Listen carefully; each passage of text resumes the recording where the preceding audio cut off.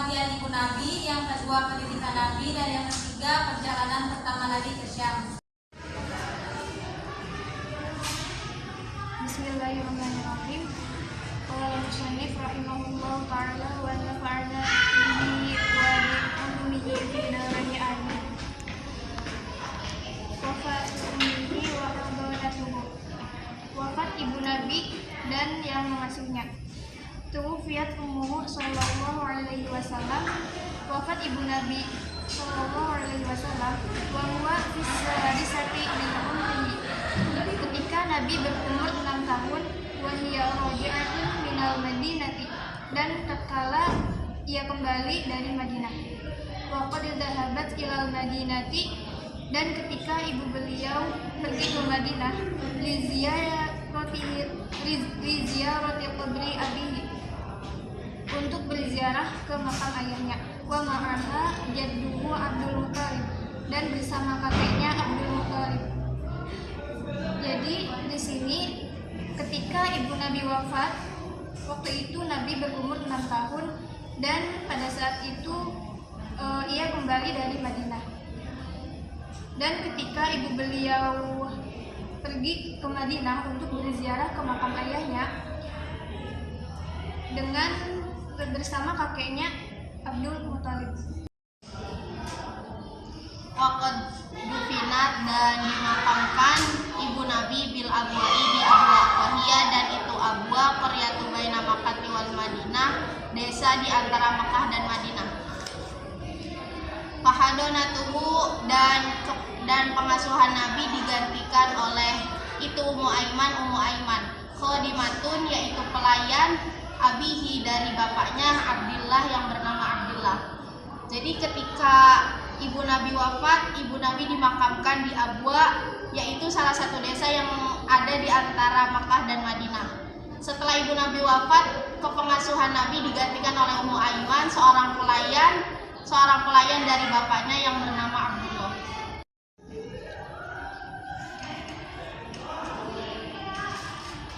Tarbiyatuhu wa wafatu jaddihi, pendidikan Nabi dan wafatnya kakek Nabi. Qoma bitarbiyatihi, dimulai dari pendidikan Nabi ba'da wafatihi ummihi, setelah meninggalnya ibu Nabi. Jadduhu Abdul Muthalib, oleh kakeknya Abdul Muthalib.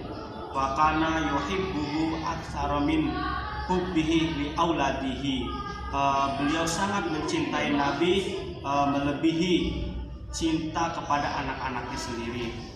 Walama balawa umruhu sallallahu alaihi wasallam samaniya sanatin, ketika Nabi berumur 8 tahun, maka jadduhu, meninggallah kakek Nabi, ba'da angkalahu sanataini, setelah mengasuh 2 tahun lamanya.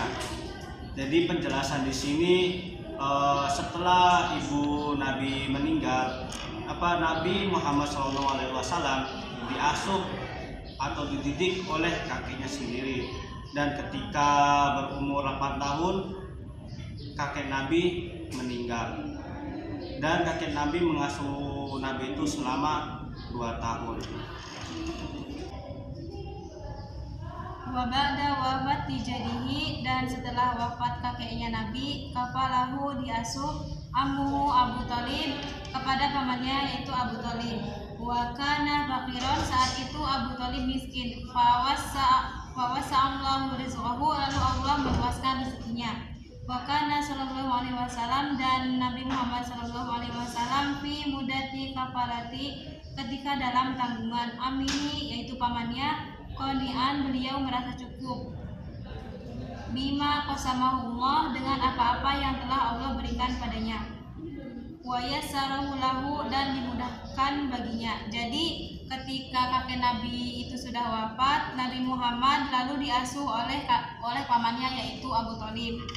Tetapi saat itu keadaan Abu Thalib itu sangat fakir atau miskin, tetapi Abu Thalib selalu merasa cukup karena Allah selalu meluaskan rezekinya.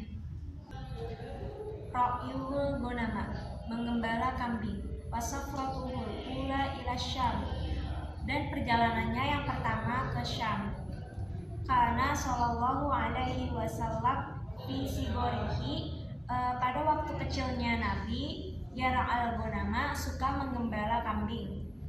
Bi ahli Makkah, orang-orang Makkah, bi ujrotin ya'ishu minha, dengan mencari upah untuk kehidupannya.